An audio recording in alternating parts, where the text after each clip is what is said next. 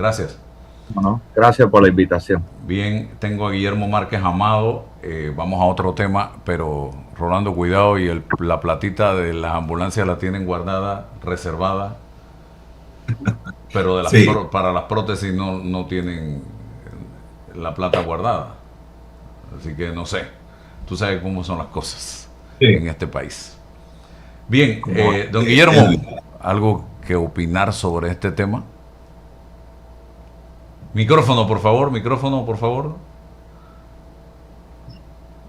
Eh, sobre las ambulancias, eh, no propiamente sobre las ambulancias, pero sí la necesidad urgente de que el Estado panameño, y esto es un problema que data de hace muchísimos años, diseñe mecanismos que permitan el pago oportuno de las obligaciones del Estado.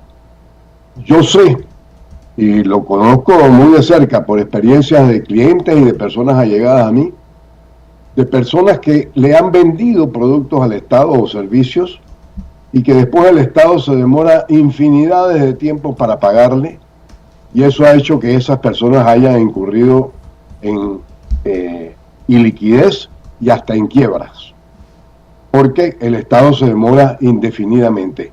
Por supuesto que eso tiene una incidencia importante en que cuando se llama a licitación, las personas que concurren a ofrecerle a los productos al Estado, los productos que está requiriendo o los servicios que necesita, toman en consideración que el Estado es mala paga, y como es mala paga, le aumentan considerablemente los precios en previsión de que cuando vaya a pagar el Estado y que tenga que estar correteando para tratar de ensillar a un gallinazo, se lo coman a él los intereses de lo que él a su vez le debe a los bancos, precisamente para obtener los recursos que terminaron contribuyendo a financiar esos servicios o esos bienes que le suministró al Estado.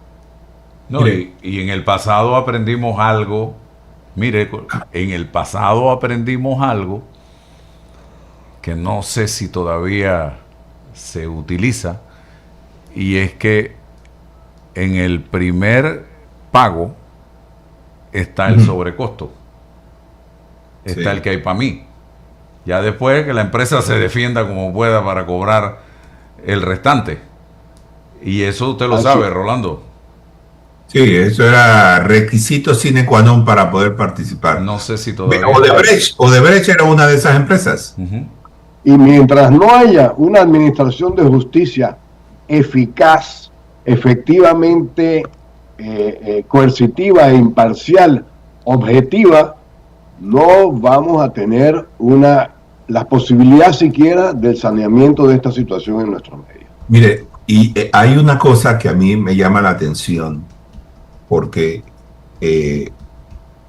lo veo y no le encuentro una explicación. Cuando se llama a una licitación, uno de los renglones que tiene que estar al día, allí, corroborado, porque de otra forma la Contraloría no da su visto bueno, es el número de la partida del que va a salir el dinero para tal o cual obra, servicio o proyecto. Entonces, si ya tiene una partida asignada para esto y se supone que esa partida tiene el dinero, ¿cómo es que después se tardan años en pagar, haciendo que las empresas estas terminen quebradas? O sea, aquí en Panamá hay mucho emprendimiento que termina mal una vez que pone el pie en el Estado, porque el Estado justamente paga muy mal. Entonces, no encuentro una explicación al hecho de que teniendo la partida, un ministro se vaya a la Comisión de Presupuestos a decir, oye, me quedé sin plata, necesito un traslado de partida para poder pagar esto. Y entonces, ¿qué pasó en el camino? ¿Qué pasó? Eso me preocupa en esto, porque evidentemente las leyes en este país no se cumplen. Uh-huh. Ese. Bueno, podría aprovechar para mencionar también otra inquietud que yo tengo de vieja data, y es el hecho de que el Estado o los funcionarios del Estado acuden a subterfugios inmorales para que cuando vence el año, rehusar el pago de obligaciones que estaban contraídas oportunamente, que tenían partidas, sobre pretexto de que como terminó el año, ya expiró la partida. Y entonces a eso lo llaman vigencia expirada y no pagan. Con lo que para el empresario o quien sea la persona que le haya facilitado el servicio o los bienes que el Estado requería en su oportunidad, no recibe el pago y además le dan la excusa de que eso es vigencia expirada, como si la vigencia expirada fuera una buena excusa para hacer mala paga. Así es. Oiga, don Guillermo, estamos ante un nuevo reto en materia electoral. Esta primera legislatura del tercer periodo de sesiones se supone que debe debatirse dentro de la Asamblea Nacional las reformas electorales. ¿Qué espera usted de este debate en términos generales? Mire, yo tengo unas enormes preocupaciones y agradezco la oportunidad porque de esta manera puedo compartirlas con la audiencia con respecto al tema electoral en nuestro país. En primer lugar, porque el Tribunal Electoral está totalmente desdibujado. Quienes están actuando en el Tribunal Electoral como tales, dos de ellos son productos de negociaciones, de cambalaches, de la imposición de criterios de funcionarios de la Asamblea o de la propia Asamblea, y no necesariamente comprometidos con que las elecciones se hagan pulcramente, sino que se hagan de acuerdo con los intereses de quienes contribuyeron a la designación de esos dos magistrados. Uno de ellos todavía no ha entrado en funciones, debiera hacerlo el 11 de octubre, dicho sea de paso, ahí hay una interpretación bastante acomodaticia para que el magistrado cuyo periodo se vence termine el 31 de diciembre y no el 11 de octubre, pero la norma está desde el 11 de octubre. En segundo lugar, porque esa comisión de reformas electorales ha sido constituida dándole una preeminencia a los partidos políticos de una amplitud insospechada. Y digo insospechada y desbalanceada totalmente, porque la democracia no es para los partidos políticos. Las democracias en una nación son para toda la población del Estado, del país al que corresponda, no para los partidos políticos. Los partidos políticos son vehículos y agentes que participan como actores en los procesos electorales, pero la democracia no es para ellos, la democracia es para la población. Y resulta que en la Comisión de Reformas Electorales los partidos políticos tienen más votos que la sociedad civil.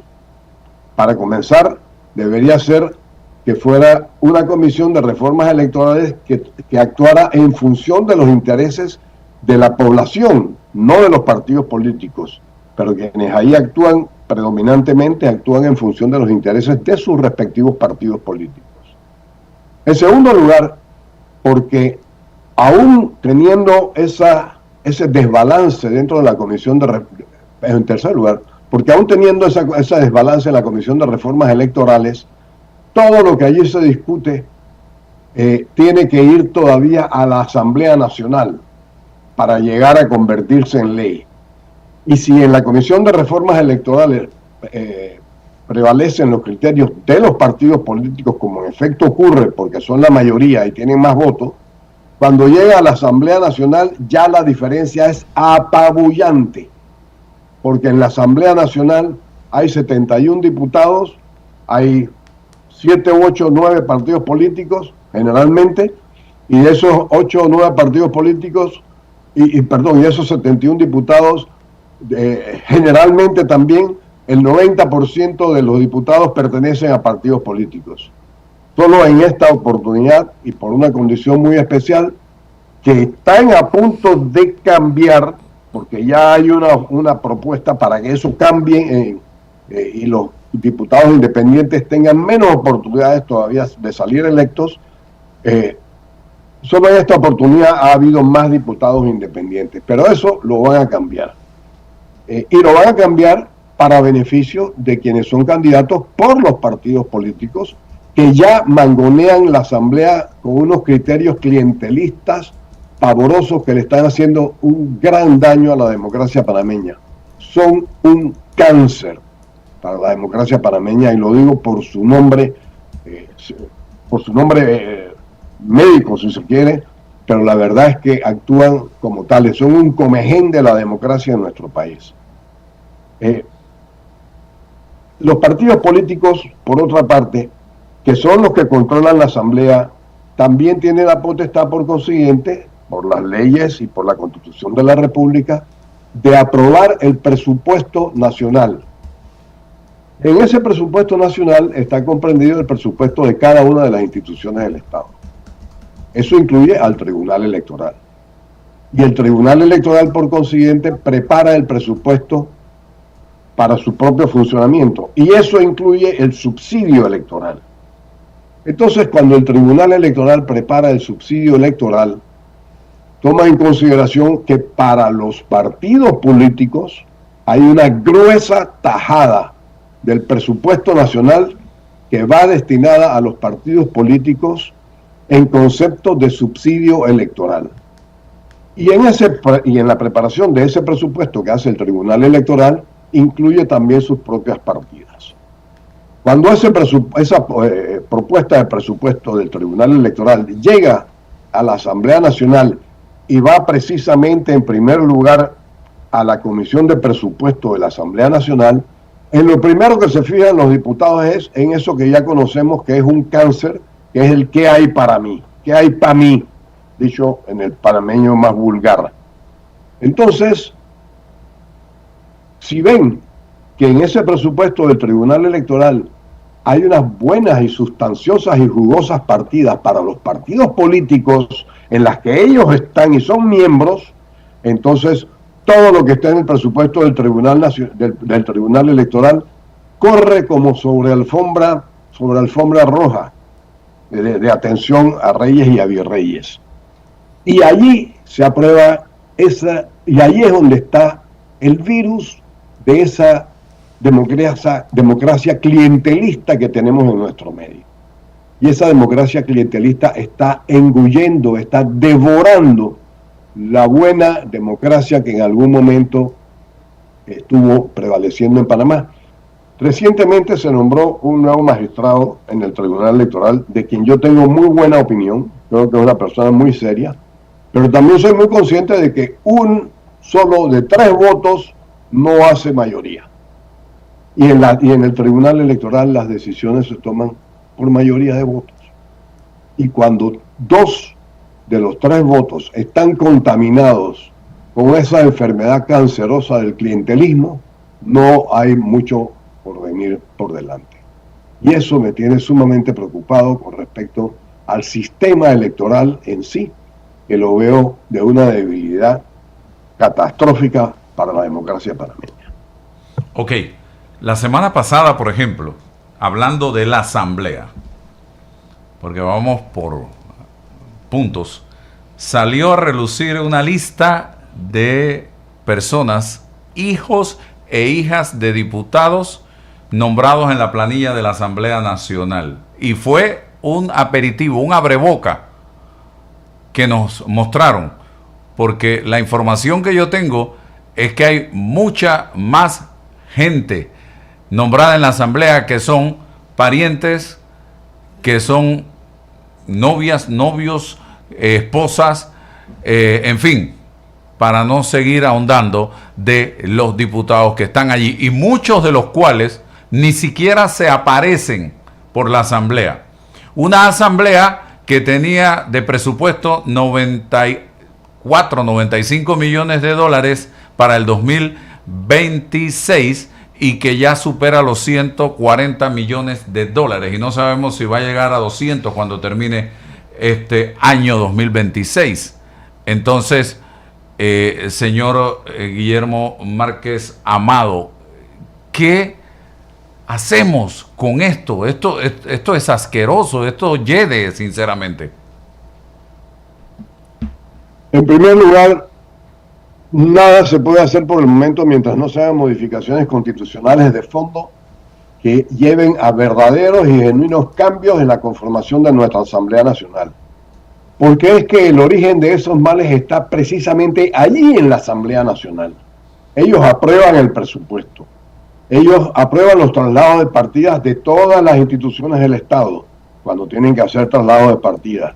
Ni al Ejecutivo ni al órgano judicial les conviene que la Asamblea esté en contra de ellos. Cuando ellos requieren traslados de partidas o reforzar su presupuesto, van a tener que requerir, de acuerdo con la Constitución, la aprobación de la Asamblea. Entonces terminan siendo condescendientes con la Asamblea Nacional en las responsabilidades que a ellos corresponden en cuanto a la fiscalización y supervisión de las funciones de la Asamblea Nacional. Y son tolerantes y no ejercen como debe hacerse irresponsablemente las propias obligaciones que tienen para prevenir que esas cosas ocurran en la Asamblea Nacional. Eso no va a ocurrir, yo estoy curado de espantos, si no hay cambios constitucionales y si no se modifica la forma de elegir a los diputados en la Asamblea Nacional. Para lo cual se necesita una Corte Suprema con una solidez y un músculo muy grande. A esto contribuye además la ignorancia y la dejadez de la población en general, que si estuviera permanentemente insistiendo en que estas cosas deben eliminarse e hicieran manifestaciones y protestáramos todos como debe protestarse, con el vigor y la vehemencia que se requiere para que la Asamblea suspenda esas prácticas malsanas y tan dañinas a la sociedad panameña, probablemente ellos lo evitarían, porque no quieren tampoco ganarse la enemistad del pueblo panameño, que es el que al fin de cuentas termina eligiendo a los diputados que están en esa asamblea. Y el pueblo panameño se ha dejado envenenar por eso que estuve hablando hace un ratito, del sistema clientelar que se ha establecido por vía del presupuesto, que incluye el Tribunal Electoral, es en la preparación del propio al determinar cuáles son las partidas destinadas mediante el subsidio electoral a los partidos políticos. Y todo se vuelve un círculo vicioso en el que los fondos del Estado, que deberían estar destinados a satisfacer necesidades de la población y a un mejor modo de vida de las grandes mayorías del país, terminan encaminados a aliviar y a veces a enriquecer considerable e indebidamente a quienes aprovechan de esos recursos por cargos como esos en la Asamblea Nacional. Rolando. Sí, bueno, El mire. problema es redondito, Sí. pero hay que atacarlo a fondo. Mire, yo comparto mucho de lo que usted dice porque es lo que vemos a diario en la Asamblea Nacional y todavía faltan muchas cosas más por descubrir. Entonces, ese comportamiento de mafiosos que tienen los diputados o gran parte de los diputados está carcomiendo, como bien dice usted, nuestra democracia. La alternativa que tenemos es reformar la Constitución. Y me preocupa porque en el mejor de los casos, esto una vez más tiene que pasar por la Asamblea. Entonces, No sé. ese procedimiento para reformar la Constitución, bueno, hay una forma que es el llamar a una consulta pública, pero no sé si eso va a hacerse. Por los vientos que están soplando, tengo mis dudas de que eso vaya a ocurrir. Así que la alternativa que es dos asambleas aprobando esto. Entonces, ¿cómo es el procedimiento para estar preparados ante una cosa como esta? Porque la última vez que se hizo una reforma, yo creo que fue hace como 20 años. Entonces Fue el 2004, hace 22 años. Exacto. Entonces, ¿cómo sería ese proceso ahora?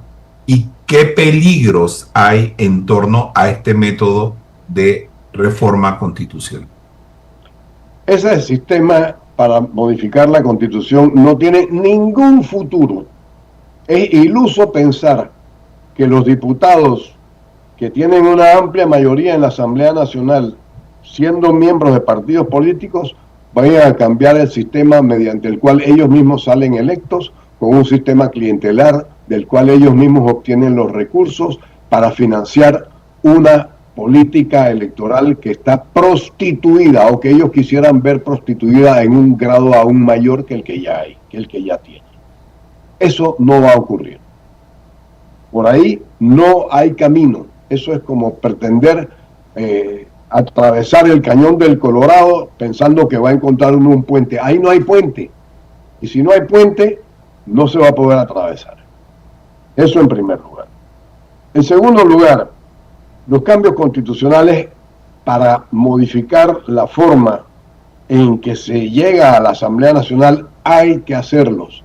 El sistema de elección de diputados por circuitos es un fracaso. Nos ha costado muchísimo. No sirve. No considera viejas enseñanzas de grandes pensadores que a lo largo de la historia han recomendado que la elección de los funcionarios públicos sea con tan amplia población como sea posible. Porque mientras más amplia es la población, menos posibilidades hay de que los recursos que cada candidato tenga alcancen para comprar a más votantes. Mientras mayor es la población, los recursos de una sola persona o de un grupito de personas, así sea un partido político poderoso, son más difíciles de que alcancen para poder ganarse las simpatías de la mayoría de los electores. De tal manera que ese sistema clientelar tenemos que cambiarlo, tenemos que cambiar el sistema de circuito. ¿A qué ir? Ahí hay un problema que ya hemos ensayado y que ha funcionado y que puede funcionar mejor todavía. Y el sistema de la elección que había antes por provincia.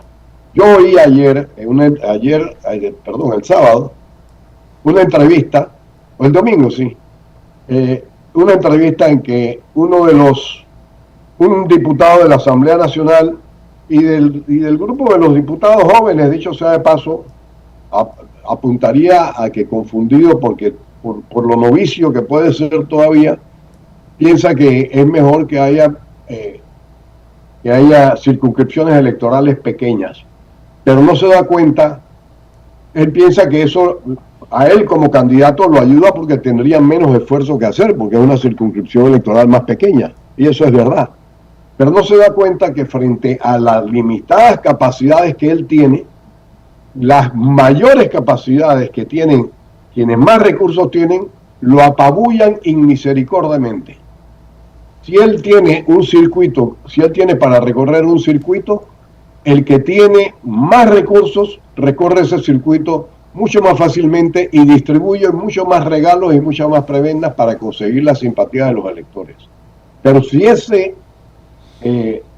circunscripción electoral es mucho mayor, como una provincia o como la nación entera, porque podrían elegirse diputados nacionales, entonces esos recursos no alcanzan para poder comprar a todos o a más de la mitad de los electores para que sean electos los diputados en función de lo que estuvieron comprando.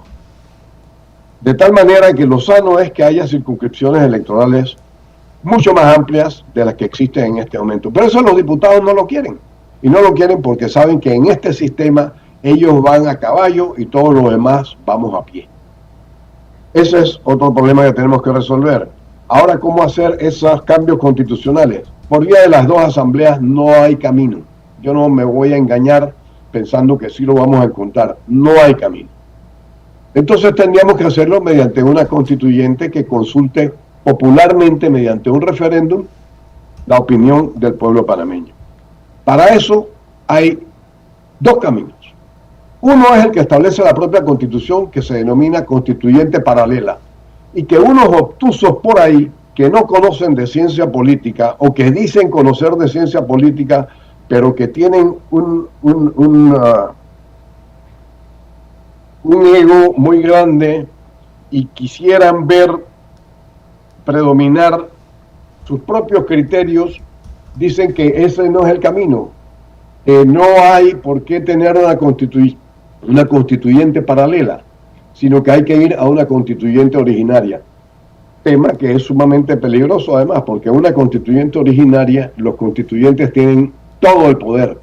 Y también escuchaba este fin de semana que mediante este mecanismo que se ha diseñado o que se está diseñando, se piensa que esos miembros de esa constituyente o de esa constituyente que es o que llaman originaria tendrán 2 meses para elaborar una constitución. Y si es originaria, ¿por qué le ponen un plazo de 2 meses? Así es. Una constituyente originaria no tiene ningún límite. No tiene límite ni para cambiar presidente, ni para cerrar asamblea, ni para disponer nada. Eso es como el directorio de la Revolución Francesa. Hace lo que le da la gana en buen panameño. Por eso es que es tan peligrosa una constituyente originaria. Pero no lo quieren entender. Y no lo quieren entender porque con el prurito de decir que no va a haber constituyente paralela, cree que ya ensillaron el gallinazo de las 1000 cabezas. Y nos están haciendo un gran daño. Lo sano, lo razonable, lo aconsejable, lo civilizado, es que los panameños nos pongamos de acuerdo en algunos, no tienen que ser muchísimos temas, en que hay necesariamente que introducir modificaciones a la Constitución. Una es la forma de elegir a los diputados de la Asamblea Nacional. Otra es la forma de elegir a ciertas autoridades nacionales, como lo son el Contralor, el Procurador General de la Nación y los magistrados del Tribunal Electoral y de la Corte Suprema de Justicia, y quizás de algunos de estos tribunales del Tribunal de Cuentas y de otras de estas instituciones, en la que se requieran mayorías calificadas. ¿Para qué? Para encontrar que mediante esas mayorías calificadas de 2/3 o de 3/4 partes haya mayores posibilidades de aciertos en la elección y no se llegue otra vez a un nombramiento clientelista porque se obtuvo una simple mayoría en el nombramiento, que es lo que ha llevado a que mediante ese tipo de entendimientos tras bastidores, los diputados en la Asamblea Nacional lleguen a simples mayorías y decidan elegir a un magistrado X o a un magistrado Y a cambio del nombramiento de otro magistrado que ellos mismos proponen y que lo que ha venido ha sido a dañar todo el sistema democrático que tenemos y la estructura constitucional del Estado mediante estos mecanismos que lo que han hecho es facilitarle al sistema clientelar que tenemos llegar a sus propios propósitos. Oiga. Esa sería la mejor forma para llegar a una constitución. Y eso lo podemos hacer, pero hay esta obcecación, hay esta intransigencia en cuanto a qué cosas tenemos que cambiar. Y luego, cuando se haga eso, diseñar un mecanismo en esa misma constitución que permita cambios constitucionales con mayores flexibilidades que los que existen en este momento, que son la elección de 2 asambleas o de 2 asambleas diferentes o una asamblea con unas mayorías excepcionales que no se consiguen nunca para poder cambiar la Constitución de la República en el mismo periodo. Oiga, de esto que usted plantea del referéndum, me preocupa algo y es lo siguiente. Ante el desgaste que se plantea en varias encuestas, tanto publicadas como no publicadas, de la actual administración del presidente Mulino, estoy hablando de encuestas que le dan un 20% a la gestión de gobierno, otras 19, otras 18, no más de ahí, no corre el riesgo un referéndum de esta naturaleza o cualquier otro que sea promovido por el gobierno nacional de caerse. Señor Guillermo Márquez, ya hemos tenido experiencia en ese tema.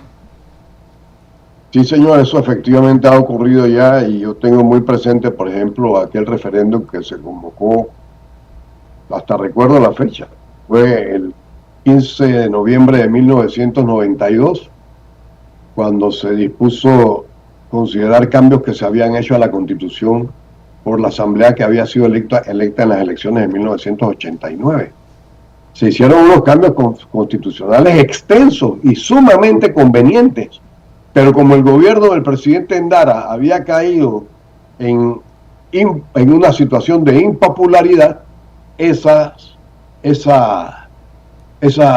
propuestas de cambios constitucionales no fueron aceptadas, ateniéndose el pueblo panameño más a su percepción de impopularidad del gobierno que a la efectividad de la medicina que se estaba proponiendo para evitar que en el futuro ocurrieran cosas desagradables.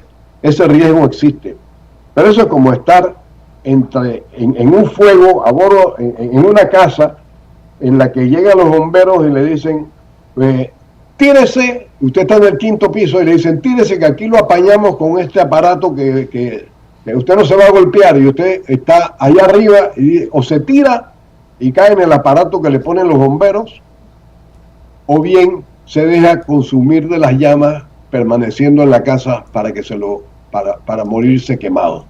Esa es la situación en que nosotros estamos en este momento, poniéndole alguna figura comparativa que describa gráficamente la realidad que estamos viviendo políticamente en Panamá.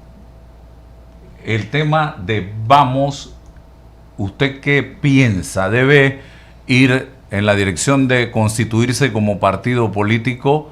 ¿Debe mantenerse tal y como está, como un movimiento independiente, una coalición, como querramos llamarle?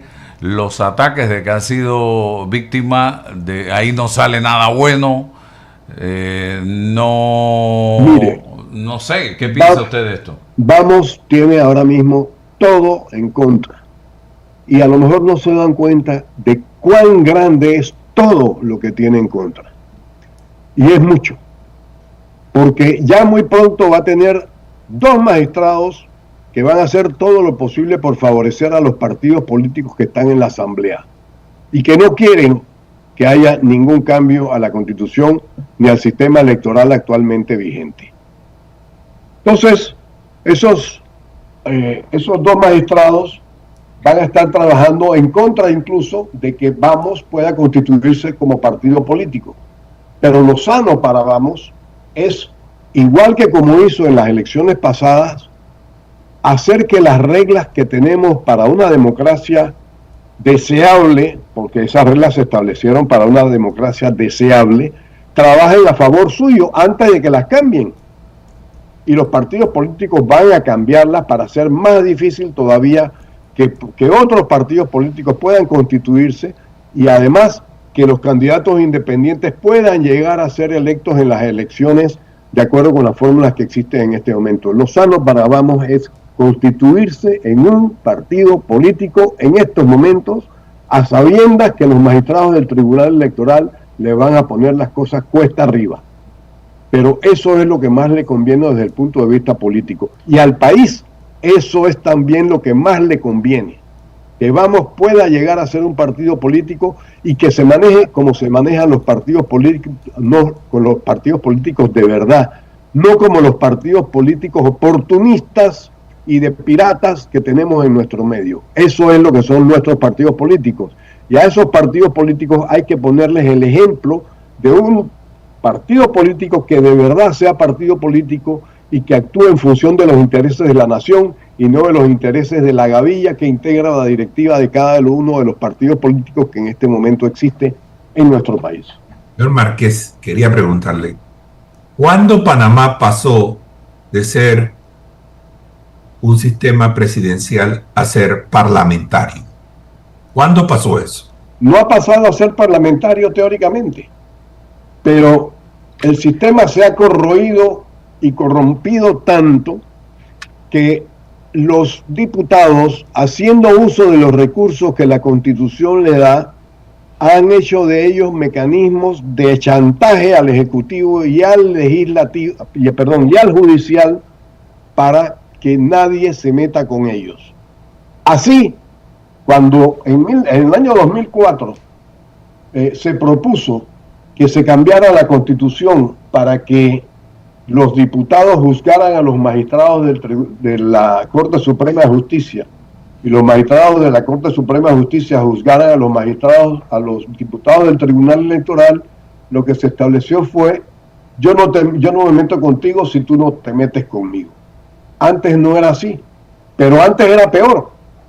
Y entonces con ese argumento se hizo menos peor, para llamarlo de alguna manera.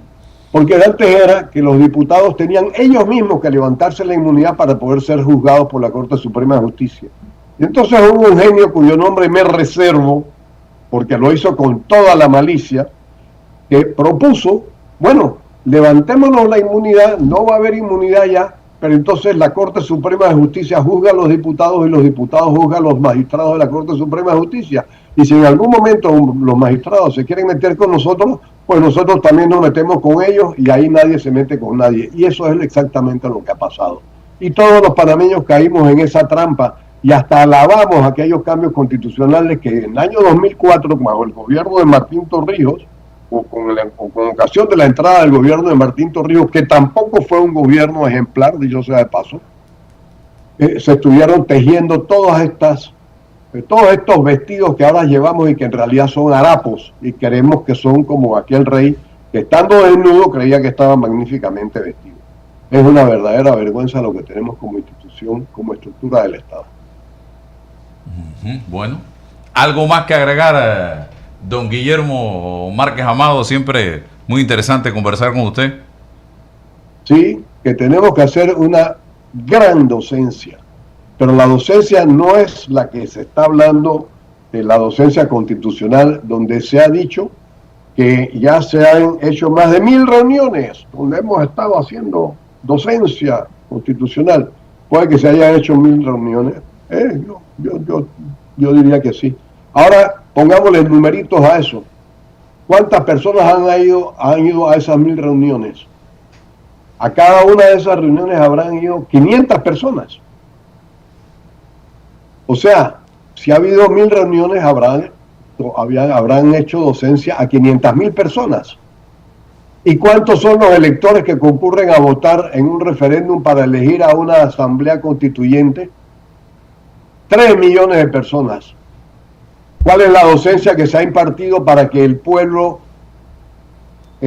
consciente y educadamente concurra a elegir lo que más le conviene, después de haber hecho semejante tarea de docencia constitucional y haber celebrado clases, por llamarla de alguna manera, de 1000 personas, de mil eventos con una participación de 500 participantes cada una?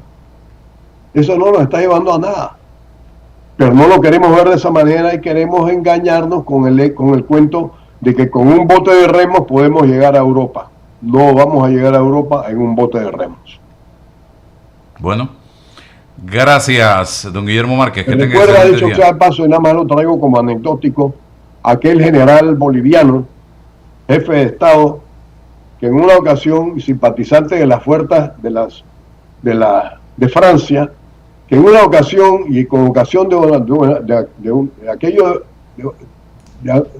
uno de aquellos conflictos europeos en que Francia estuvo involucrada, en que dijo que las tropas y el ejército boliviano tenían que ir a respaldar al ejército francés.